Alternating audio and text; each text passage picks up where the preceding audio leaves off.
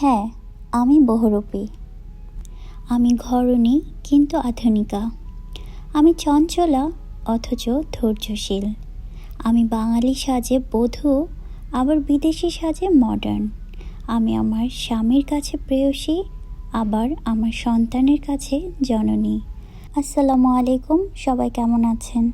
আশা করছি আল্লাহর রহমতে সবাই নিশ্চয় অনেক ভালো আছেন। আল্লাহ তাআলার রহমত আপনাদের সবার উপর সবসময় বজায় থাকুক। বাংলাদেশ থেকে ঘুরে আসার পর আমাদের প্রতিদিনের জীবনযাত্রা শুরু হয়ে গেছে। আর বেশিরভাগ সময় আমার হাজব্যান্ড যেটা করে, সকালবেলা রাজশাহীর কালাইয়ের রুটি খেতে খুব পছন্দ করে। তাই আজকেও আমরা ব্রেকফাস্টের মেনুতে রেখেছি কালাইয়ের রুটি আর গরুর মাংসের ভুনা। আর একজন আপু হয়তো বা এটার রেসিপি দেখতে চেয়েছিল। আসলে এটার রেসিপিটা আমিও সঠিকভাবে জানি না, কিন্তু যতটুকু জানি যে মাসকলাইয়ের যে আটা আছে সেটা প্লাস একটু চালের আটা আর আরও কিছু মিক্স করে ওরা এই ডোটা তৈরি করে। কিন্তু এই রুটির ডোটা কিন্তু একটু টাইট করে বানায়। আর তারপর আপনারা হয়তো দেখেছেন জুয়েল হাবিব ভাইকে, উনি হাতের সাহায্যে এটাকে আস্তে আস্তে করে শেপ দিচ্ছিল। আর তারপর মাটির যে পেয়ালা আছে বা মাটির কড়াই আছে ওইটাতে এটাকে বানাতে হয়। এই রুটি যারা বানায় তারা যথেষ্ট ধৈর্যশীল এবং পরিশ্রমী আমি বলবো, কারণ রুটিটা কিন্তু সাধারণ রুটির মতো না, এটাতে একটু বেশি শ্রম দিতে হয়। আর এই কাজে হাবিব ভাই খুবই পারদর্শী, উনি একদম পারফেক্ট, অনেক সুন্দর করে বানায় রুটিটা। আমি এখন যেটা বানাতে যাচ্ছি সেটা হচ্ছে ডিম দিয়ে আলু দিয়ে একটা ঝোল তৈরি করব দুপুরে লাঞ্চের জন্য। আর আমার হাজব্যান্ড বেশিরভাগ সময় ডিম খেতে খুব পছন্দ করে, ওনার ফেভারিট একটা ফুডের মধ্যে হচ্ছে ডিম। তো আমি সেটাই আজকে রান্না করতে যাচ্ছি, যেহেতু আমার হাজব্যান্ড পছন্দ করে, তাই আমি আমার হাতেই রান্নাটা করছি। আর এর জন্যে ফ্রাই প্যানের মধ্যে হালকা একটু সরিষার তেল দিয়ে দিচ্ছি। আর সরিষার তেলে এই ডিমটাকে হালকা একটু ভেজে নিব। বাংলাদেশের সময়টা কিন্তু অনেক ভালো কাটানোর আশায় গিয়েছিলাম, কিন্তু আল্লাহ যাই ভাগ্যে লিখে রেখেছে নিশ্চয়ই কোনো না কিছু এর পিছনে থাকে, যেটা আমরা খানিক সময়ের জন্য হয়তো বুঝতে পারি না, কিন্তু আমাদের প্ল্যানের থেকেও আল্লাহ তাআলার প্ল্যান অনেক ভালো এবং সর্বশ্রেষ্ঠ আমি মনে করি। তো আমাদের এত তাড়াতাড়ি ফিরে আসার পিছনে নিশ্চয়ই আল্লাহর ভালো কোনো উদ্দেশ্য আছে, আর সেটাকেই আমরা আলহামদুলিল্লাহ বলে অ্যাকসেপ্ট করে নিয়েছি। আর দুবাই আসার পর আতিফা এবং তার বাবা মাশাআল্লাহ আলহামদুলিল্লাহ ভালো হয়ে গেছে। আর এখন আতিফাকে ভ্যাকসিনও দিতে হবে, আর ভ্যাকসিনের জন্য আমি অ্যাপয়েন্টমেন্টও নিয়েছি। আগামীকালকে ভ্যাকসিন দিতে যাব আতিফাকে। আর ভ্যাকসিন দেওয়ার ভিডিওটা যদি আপনারা বা আতিফা যেই হসপিটালে হয়েছে যেখানে ওকে নিয়ে ভ্যাকসিন দেই এই সম্পর্কে কিছু জানতে চাইলে আমাকে জিজ্ঞেস করতে পারেন, আমি চেষ্টা করব রিপ্লাই করার।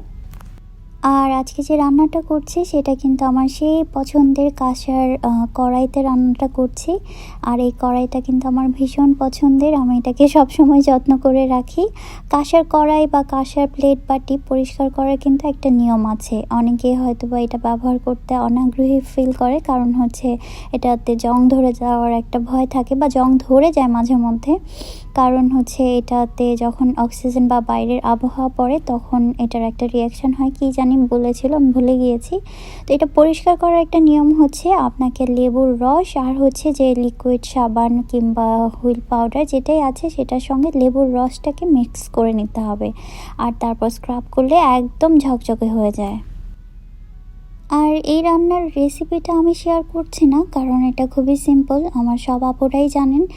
তেমন কিছুই না, নুন মরিচ হলুদ আর আদা রসুন বাটা দিব। তারপর এটাকে একটু ভালো করে কষিয়ে নিব।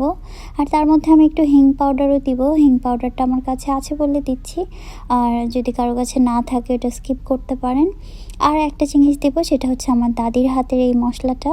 আমার অনেক আপু এটার রেসিপি জানতে চেয়েছে। সত্যি কথা বলতে এটার রেসিপিটা কিন্তু আমিও জানি না। আমি খুব শীঘ্রই আজমান যাব যেখানে আমার দাদা দাদি থাকে, আর এবার গিয়ে আমি দাদির কাছ থেকে এই মশলার রেসিপিটা শিখে আসব। আর আমি সেটা আপনাদের সঙ্গেও শেয়ার করার চেষ্টা করব, যদিও এটা দাদির সিক্রেট, কিন্তু আপুদের ভালোর জন্য আমি হয়তো বা এটা শেয়ার করব। কারণ যদি আমার কোনো ভালো কিছুতে যদি কারো কোনো মঙ্গল হয় তাহলে নিশ্চয়ই এটার ভালো সুফল বা এটার নেকি আল্লাহ আমাকে দিবেন। একজন আপু আমাকে কমেন্ট করেছিল যে আপনার এত কিছু থাকার পরও আপনি কেন ইউটিউবে ভিডিও বা ব্লগ দিচ্ছেন। আসলে এটার উত্তরটা আমি কিভাবে দিব আমি নিজেও বুঝতে পারছি না। আমি যে ব্লগগুলো করি বা যাই করি সেটা কিন্তু আমি আমার নিজের ভালো থাকার জন্য করি। কারণ একটা কথা আছে, খালি মাথা শয়তানের বাক্স। তো আমি আমার ব্রেনটাকে খালি রেখে শয়তানের বাক্স বানাতে চাই না, আমি সেটাকে কোনো না কোনো কাজে ব্যস্ত রাখতে চাই। আর এই ব্লগের মাধ্যমে প্রথমে আমি এটা শুরু করেছিলাম আমার নিজের আত্মতৃপ্তির জন্যে, কিন্তু ধীরে ধীরে আমার বোন, আমার আন্টি, আমার সবাই যারা আমার ভালো ওয়েল উইশার আছে সবাই এত পছন্দ করেছে, এত ভালোভাবে ট্রিট করেন, এত ভালো পজিটিভলি দেখেন আমার কথা, আমার সব কিছু। তাই বর্তমানে আমি এটাকে সমাজসেবা হিসেবেই ধরছি। কারণ আমি বিশ্বাস করি আমি যদি ভালো একটা কথা শেয়ার করি আপনাদের সঙ্গে, যেটা আমি জানি, বা আমি একটা ভালো কাজ যদি আপনাদের সঙ্গে শেয়ার করি আর এটার মাধ্যমে যদি কেউ উপকৃত হয়, তাহলে এটা কিন্তু এক ধরনের সেবামূলক কাজ হয়ে যাচ্ছে। তো তাই আমি এটাকে সেবা হিসেবেই ধরে নিয়েছি। আর কথা বলতে বলতে আজকে যেটা করলাম, হাবিব ভাইকে বলে কিছু সাজনা পেরে নিয়ে এসেছি। এর মধ্যে বেশি পাওয়া যায়নি, সবগুলোই শুকিয়ে যাচ্ছে রোদে। একদম কচি টাইপের 4 পিস সাজনাই পেয়েছিলাম। আর এই সুন্দর সাজনা পাতাগুলোও নিয়ে এসেছি। এগুলো দিয়ে একটা ডালের মতো করে তৈরি করব। কিন্তু সবগুলো পাতা আজকে লাগবে না, তাই অর্ধেকগুলো পাতা আমি আজকে ফ্রিজে রেখে দিব। এটাকে ধুয়ে রাখবো না, কারণ খারাপ হয়ে যাবে। এভাবেই আমি কাচের একটা বাক্সের মধ্যে রেখে দিব ফ্রিজে, আর বাকিটা রান্নার জন্য আজকে ব্যবহার করব। বাংলাদেশে খুব অল্প কিছুদিন থাকলেও আমাদের খাওয়া দাওয়াটা কিন্তু খুবই হেভি হয়ে গিয়েছিল। আর আমার হাজব্যান্ড বলছে যে বাংলাদেশে অনেক বেশি খাওয়া হয়েছে, তাই এখন কিছুদিন একটু সবজি, একটু হেলদি খেতে চায়, যদিও সে সবজি বেশি একটা পছন্দ করে না।